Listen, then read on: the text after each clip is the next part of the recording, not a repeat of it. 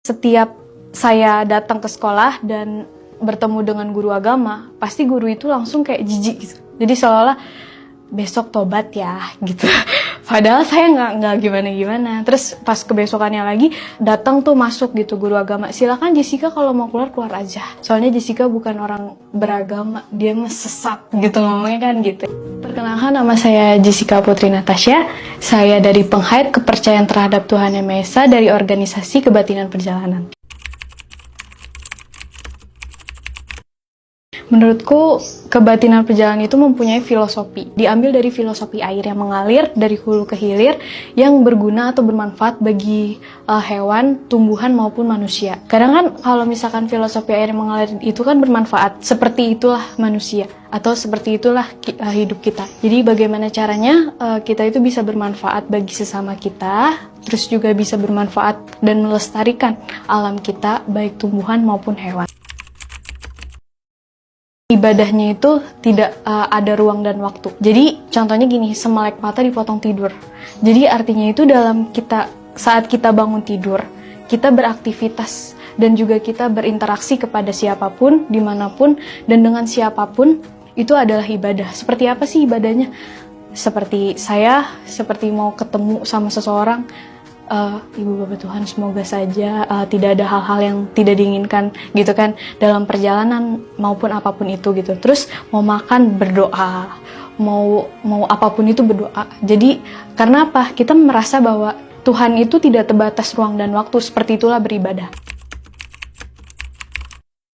Kalau misalkan dari kepercayaan terhadap Tuhan Yang Maha Esa, khususnya kebatinan perjalanan, itu mempunyai arti kata Tuhan itu yang menyeluruh, yaitu Tuhan Yang Maha Esa. Tetapi karena memang ajaran kita itu berasal dari Sunda, biasanya memang sebagian orang Sunda itu mengatakan Tuhan itu adalah Gusti, Tuhan Yang Maha Suci lah gitu, Gusti. Kalau kita bukan kitab atau namanya buku tuntunan. Buku tuntunan kita itu namanya budaya spiritual. Budaya itu kan artinya kan adalah kebiasaan spiritual, itu adalah geraknya hati nurani. Tapi kalau misalkan kita lebih simpelkan lagi, itu adalah kebiasaan kita untuk melakoni sifat-sifat Tuhan itu atau berketuhanan gitu.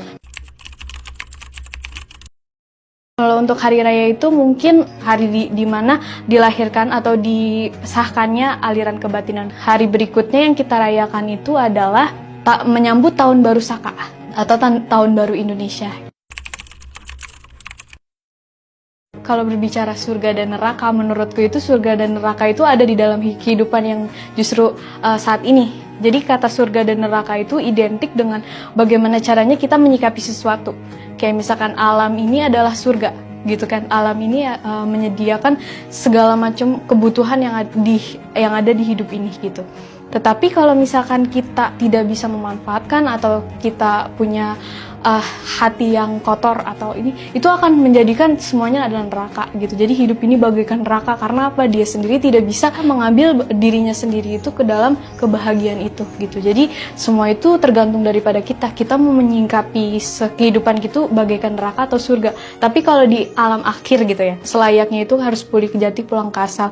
Kalau memang lakoninya di dalam kehidupan itu bagus, mulia, dan juga sesuai ketuhanan, sifat ketuhanan itu, maka kita akan pulih ke jati pulang ke asal, kembali kepada Gusti Tuhan Yang Maha Suci, sempurna kepada 4 unsur, api, air, angin, dan bumi. Tetapi, ada tetapinya, kalau seandainya kita dalam menjalani kehidupan tidak baik, ataupun punya sikap sirik, pidik, dengki, jahil, aniaya, dan lain-lain keburukan itu, maka kita nggak akan pulang ke Gusti Tuhan Yang Maha Suci. Justru kita mohon maaf banget. Jadi kita bisa gentayangan, jadi nggak tahu arah dan tujuan.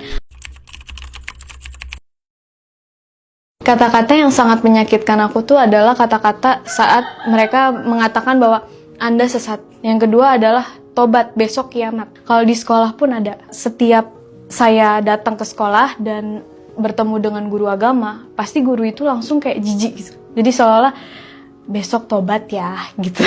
Padahal saya nggak gimana-gimana. Terus pas kebesokannya lagi datang tuh masuk gitu guru agama. Silakan Jessica kalau mau keluar aja. Soalnya Jessica bukan orang beragama, dia mah sesat gitu ngomongnya kan gitu ya. Tapi kalau teman-teman itu justru malah orangnya baik-baik. Karena aku juga menanam kepada teman-teman itu untuk tidak saling mencaci maki dan lain-lain. Tetapi justru ini adalah terdiskriminasi justru malah dari guru. Jadi guru itu selalu beranggapan bahwa aku tuh sesat.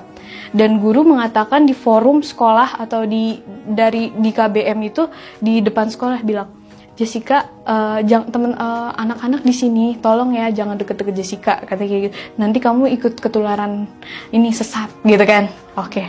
Saya karena saya menghargai dia adalah seorang guru, jadi saya diam. Cuma senyum aja. Saya bilang, terima kasih Bu.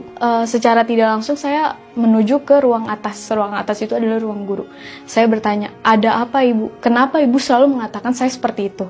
Kenapa? Apakah dari tingkah saya ataukah dari ini? Saya nggak suka, udahlah Jess tobat. Besok kan ibaratnya kita nggak tahu apa ada kiamat ini itu segala macam. Kalau kamu bukan di ajaran yang sempurna, kamu mau kemana? Meninggalnya kamu mau kemana? Mau dibuang? Katanya kan kayak gitu. Bu, bukannya di ajaran Ibu mengatakan bahwa untukmu agamamu dan untukku agamaku. Tapi kamu tuh bukan agama. Jawaban saya gini, menurut saya ini adalah agama. Ibu lihat di Google, tulis, agama nomor 1 di Indonesia adalah agama Kapitayan. Ibu tahu arti agama itu apa? Ageman, pegangan, tuntunan. Jadi seperti itu Bu. Jadi Kapitayan kalau dimodernisasi itu menjadi kepercayaan terhadap Tuhan Yang Maha Esa. Berarti saya duluan dong gitu kan. Dan saya beragama dong Bu gitu kan. Oke Bu, gini aja. Besok papa saya datang ya Bu.